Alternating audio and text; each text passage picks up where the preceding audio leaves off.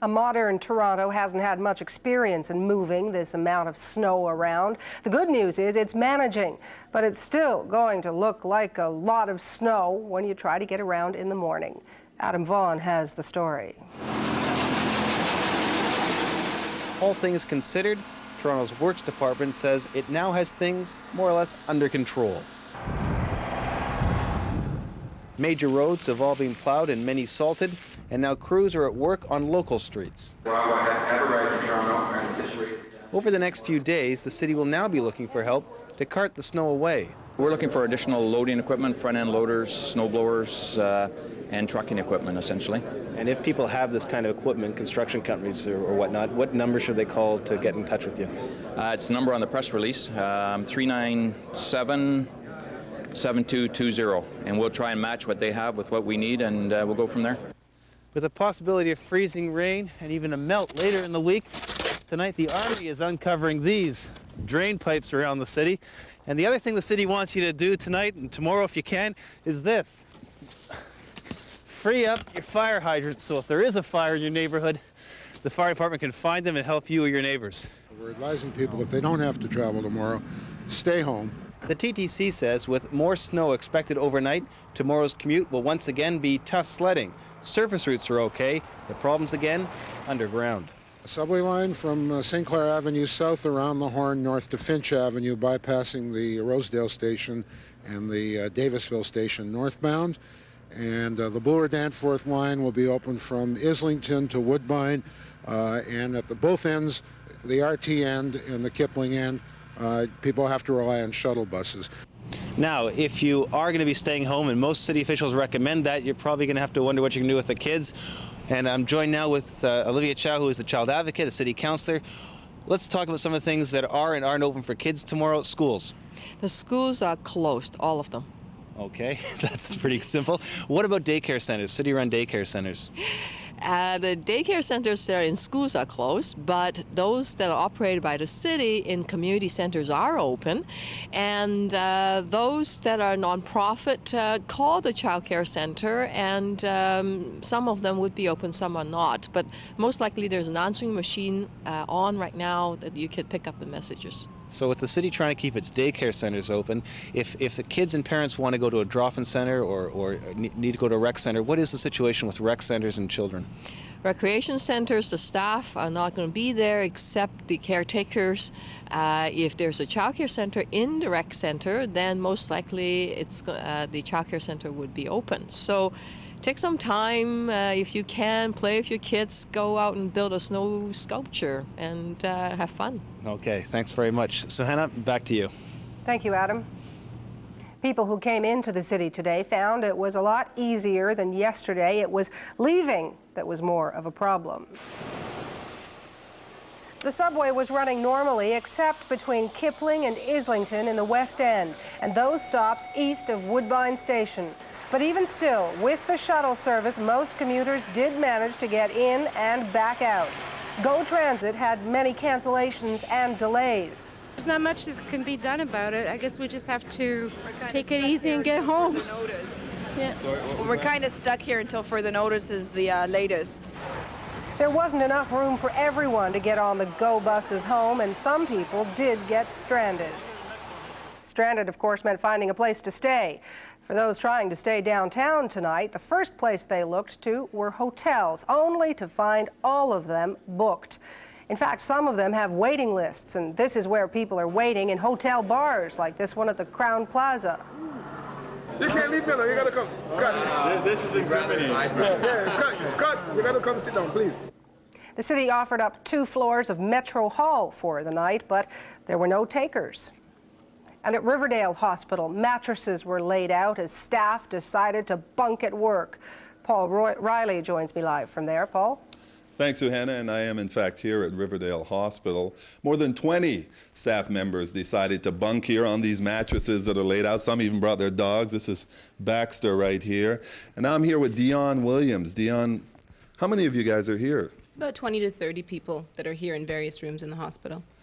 And why? Why stay overnight tonight? I don't think the issue is so much of overnight. The issue is that if people can't get in tomorrow, there need to be people here to take care of the patients. They are the first priority that we have. So there was a real fear of not being able to get back down to the city? Yeah, I mean, as much as there's a fear of getting home, the issue is if people get home and they can't get back tomorrow, then we don't have people here to take care of our patients. So no reluctance on the part of any of the staff members then? No, some staff came in prepared to stay with overnight bags and suitcases, so. Okay, all right, great, thank you. That is it from here at Riverdale Hospital. They'll be here all night, and just to make sure that they can, in fact, be here in the morning, Suhanna. Thank you, Paul. Okay. Riverdale isn't the only hospital turned bunkhouse tonight. Ron Azawa has been checking out emergency accommodations. Ron? That's right, Sue Hannah. I was at St. Michael's Hospital earlier tonight, and many staffers there are also spending the night, including the hospital's CEO. Here's what he had to say. Jeff Lozon, what is the situation here at St. Michael's Hospital on this stormy night? We have lots of staff who have stayed late and taking care of our patients, lots of staff who have struggled to get home and can't. They need a place to stay, and they're going to stay over and do some extra time with us, and our objective is to just make it easy for them. It sounds like a lot of planning went into this day. Everyone seems to be prepared. Well, I can't tell you there's a lot of planning. It comes together pretty easily with the staff of our hospital. They're terrific. They pitch in for each other. They help each other out, and so it just came across very quickly, but it has worked out very well. Any idea how many staffers are staying here overnight? We're going to have about 50 potential staff that will stay either here or at some of the hotel rooms that we've booked for our staff in anticipation that they couldn't get home. Before we move on, you're the CEO of this hospital. Why are you staying here overnight? I'm just here to say thanks to the people who are doing the work. Okay. Now, can you point me to the person who is coordinating the stay here? Well, Diane from our pre-admission facility, surgical daycare will help you out with that. Diane, you coordinated this. Can you tell me how this all went together? Well, it's not only me, it's the whole staff in surgical daycare, and we have just been organizing the beds, and people have been coming and requesting the beds, and I have people from the kitchen and from nursing and from admitting, from all over the hospital. I also have patients staying with me. I've had family members that can't get home. So it's an overall effort, and I have 23 beds here, and we're filled up, and I have some stretchers over in our first day surgery section. I think some fellows from engineering are staying there. What is this area that we're looking at? If Mike, you can get a shot of this, what is this area normally where the staffers are staying? This is an area where people come in for day surgery. Okay. Was it a lot of work, Diane, to prepare this area to get staffers comfortable? No, this area is usually set up this way, and it's just a matter of getting the unit cleaned afterwards, and we're pretty well ready for any emergency. And of course, as you know, we always care at St. Michael's. Okay. Now, who are these people next to you? These are some of the staffers that are staying overnight. Right. Let's go over here, here, Mike. What is your name, ma'am? Ernell Wisdom. And what do you do here at the hospital? I work in the X-ray department as a clerk. Why did you decide to stay overnight here at the hospital? I'm going to start 7 o'clock in the morning, and I want to help the patient. Yeah. Now, what's it like spending the night here? I mean, the bunks are pretty close together. I mean, I don't know what it's like. What is it like? It's okay. It's okay to me. Oh, come on. You could tell me what the complaints are. I mean, are you worried about other people snoring? Yeah, other people snoring, making noise, but it's okay. But you're pretty comfortable, and yes, I guess... I am comfortable. And it beats being out in that storm. Yes. Okay, let's talk to your bunkmate or roommate over here. Ma'am, your name is? Remy Javier. And what do you do at the hospital? I'm a nurse. Okay, and what do you think about staying overnight here at St. Mike? Well, the priority is the patient care. So here at St. Mike, the first priority is the patient. And so that's why I offered to stay tonight. And I'm supposed to be off tomorrow, so we're looking forward for those people who cannot come to work tomorrow. Then there's some extra nurses to work, because last Wednesday it took me about 3 hours to come to work. I have to wait for an hour for the shuttle bus. The bottom line is someone has to be here to look after the patients, and that was important. The priority here is patient care. Okay, thank you very much. Let's move over here. I think these are some patients. Mike, if we go over here. Sir, can you tell me your name and what is it that you're doing here? Our name is Nichols, Jerry and Helen Nichols. We are from Bracebridge. Helen was down to have some work done on her this morning. This afternoon we tried to get a room at the hotel and weren't able to. Diane went out of her way and tried to use her pull, and it didn't work either, so she agreed to, or asked us if we would stay here rather than get stuck on the road on the way home. You have a nice, safe, warm place to stay overnight. Yes, it's very good. They've been very nice to us. And this is your other half. Can you tell me what your thoughts are about staying here at the hospital? Well, I really appreciate it because we couldn't get a room. They're booked full all over, so Diane was good enough to keep us. What do you think about the storm that's hitting this city? Well, I'm used to storms because we live in Bracebridge and it's pretty snowy up there, but it's terrible here. Is this worse than you've seen up north? Well, it's pretty bad anyway, isn't it? Okay. Yeah. Let's go over here and talk to this woman over here. Can you tell me what your situation is, ma'am? Well, we came down from Wasaga Beach yesterday, and my husband had knee transplant today. He's doing wonderful, by the way. And we came last night at, as I said, at 10, and they put us in one of the waiting rooms, which was really nice. We were warm and comfy. But it's been a long time without sleep, so these kind people took pity on me, and I've got a bed for the night. Okay. I'm delighted. Great. Okay, let's give the final word to the CEO. Is he still around here? Jeff, are you still around? Just a final word on the storm, and if the stormy weather continues, what's going to take place at St. Mike's? Well, we're going to cope because people get sick, and our staff are terrific, and we'll handle whatever the storm sort of throws at us. And you know, our biggest issues now are things like making sure we have food and making sure we have linen, but we're going to get those problems resolved because the people of this hospital just make it work. Okay, on that note, thank you very much. Now, Suhanna, even the people who run the coffee concession at St. Michael's Hospital are spending the night. Surgery is important, but if you wake up and you don't have coffee, that's pretty serious. Back to you for now. Above and beyond the call. Thank you, Ron. All right. The rush for accommodations started early. Here's a look at how hospitals and hotels became emergency shelters. Right now in Toronto, we've got minus 19, northeasterly winds at 25 kilometers per hour. Sorry, man, the branch is all closed up. There's no bank machines. No, unfortunately. The bank machines or the Royal Direct should be fine. So. Yeah. Your employer's letting you go home early. What do you think of that? I think it's fantastic. How have you been dealing with the weather? I've just been dressing for it and dealing with it day by day. Thank you very much. Safe getting home. Managed to get here before they shut the doors, so very lucky. I was the absolute last customer everywhere, and they were really great. They took care of me as soon as they could because they're all dying to get out too. They're closed. They're closed. They're out of here. What are they, wimps?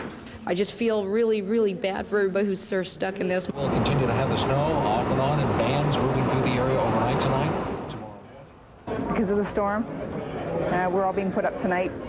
We're all expected to be at work tomorrow morning, so... And how did you wish to settle your account? Credit card. The stock market's open. We're open until 4 today, and they tell us we're going to be open all day tomorrow. Would you like a mini bar key? Sure. May as well. I think there'll be a lot of parties going on tonight. Why is that? A lot of people are staying down. The hotel is full, and all of our rooms are occupied. For our storm strategy, what we're going to be doing is we're going to house as many people as possible in the hotel. We've given off a list of all you guys that have requested rooms to HR. We'll be sleeping over in excess of 150 people tonight, dormitory style. We call it Camp Royal York Hotel. We'll be breaking out the popcorn, the videos, and we've told everybody that just like camp around 10 o'clock, we'll be coming around to check. So if any of you employees at the Royal York are watching the news tonight, remember, lights out, 10 o'clock. We'll be checking on you. That's minus 19 now, and we're going up to a guaranteed high minus 6 late tonight. Why were you told you need an operation too? No, they just try some medicine. I came down this afternoon. I'm working Friday, Saturday, Sunday here, and they're trying to look into rooms at the Delta Chelsea for us. They're all staying in the hotel. The essential staff, the people we need to look after the patients in the hospital, are being accommodated downtown. So we have some in one of the local hotels, some in an old residence we have here, and we expect maybe as many as 200 to stay overnight tonight. But we need to make sure we have the staffing we need. Just give me a sec. Our staff are extremely dedicated to the patients here, and there's not a word of complaint. And we've had people walk long distances from the surrounding area to make sure they don't miss their shifts. And we've had people who live closer volunteer to take the places of people who live farther out. The city has also pulled out resources to help Toronto's homeless population, asking the Army to open up the Moss Park Armory as a warming centre. Mike Wise reports. The word spread quickly on the streets tonight. For the first time in 2 years, the Moss Park Armory would open its doors overnight, welcoming homeless people or workers stranded in the city from the storm, offering a warm blanket and a hot drink. There was no other place to turn to because the other places were all filled up. I found out about this place today. This is all new for this man who found himself without an apartment 2 weeks ago, just as the snow began to accumulate. He says the Armory beats his previous home, a bus shelter in High Park. My girlfriend left and I couldn't afford to pay the rent, so I had to move out. And I phoned most of the shelters and they're all filled, so I landed up on the street. People will sleep on mats tonight. Workers say there just wasn't enough time to get the cots out, but there aren't any complaints. Many here came from other shelters, seeking a break from overcrowded conditions. It's totally different here. It's a little bit more relaxed and it's not as noisy, it's not as messy, and it's a little bit more clean. And unlike other shelters, the rules here are a bit more flexible. It has open hours. It does not have specific times for people to check in or check out. They can stay here as long as they need out of the cold. For now, the plan is to keep the Armory open day and night until Saturday afternoon, but organizers say there is the option to extend that if the snowstorm gets any worse. Mike Wise, CBC News, Toronto. In this kind of cold, the homeless aren't the only ones vulnerable. Ron Azawa was at St. Mike's Hospital looking for advice. Back outside to you, Ron. That's right, Suhanna. It is so cold out here, I can barely feel my fingers. And I talked to the emergency ward doctor at St. Michael's, and she has some pretty good advice. Dr. Thompson, what kind of night has it been here in the emergency room? Well, we're in downtown St. Michael's Hospital, and there's not a big population downtown. In terms of a residential population, we have a lot of the homeless who are coming in with, cold-related complaints. It's not been a very busy night. In general, what kind of cold weather-related injuries or ailments do you see here in the emergency room? Well, we see different ones. This would be, I guess, the dangerous ones are cardiac kinds of complaints and chest pain related to exertion. Shoveling snow, things like that. Right, where people are not used to exerting themselves like that. There's also the related injuries of, musculoskeletal injuries where people are shoveling snow and hurt their back or hurt their shoulder from throwing, weights that are too big for them. And there's the slip and fall injuries as well, where people are slipping on, the ice that's underneath the snow and putting out their hands to protect themselves, Yep. or, putting them back to stop from hitting their head, that sort of thing. And so breaking extremities. And then the other injuries are the ones that are related to the cold exposure itself, frostbite to the tips of noses, to the tips of ears, to fingers, to feet, because of inadequate protection from the actual cold. That was my next question. When the weather gets this cold, or when there's a temperature of -40 with a wind chill, what's the advice to people when they're out in this kind of weather? I guess first to limit your exposure to the cold, so don't go out in this weather if it's at all possible. If you have to go out in this weather, to dress with multiple layers and to protect those things that are at tips of the extremities, the tips of the ears, the tips of the nose, that sort of stuff has very poor circulation in the best of times. So you want to increase the circulation to those areas. So you want earmuffs, you want a scarf over your nose if you can, a couple of layers of a glove and a mitt, and then a couple of layers of socks, a light one and a heavier one with adequate boots, obviously. When it comes to things like frostbite, what are the danger signs? What happens to you, and when should you know I got to do something about this? You should have pain first, and people don't heed the warning, I guess, when they first have pain, a tingling kind of feeling, or a pain in an extremity, and then actually you get numb to that pain, and that's when the extremity starts to lose circulation and to actually start to freeze.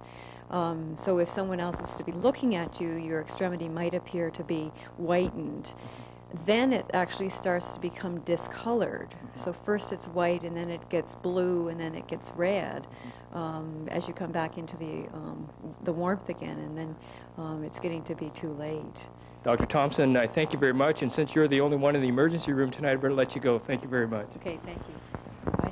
So folks, some good advice from the doctor, especially when it comes to overexerting in weather like this. So when you wake up in the morning and you see all that snow, don't overdo it with the shovel. Suhanna, back to you. Ron, the doctor mentioned pain and tingling. Are you feeling it? I'm feeling it all over. Come on inside. Alrighty. Thanks.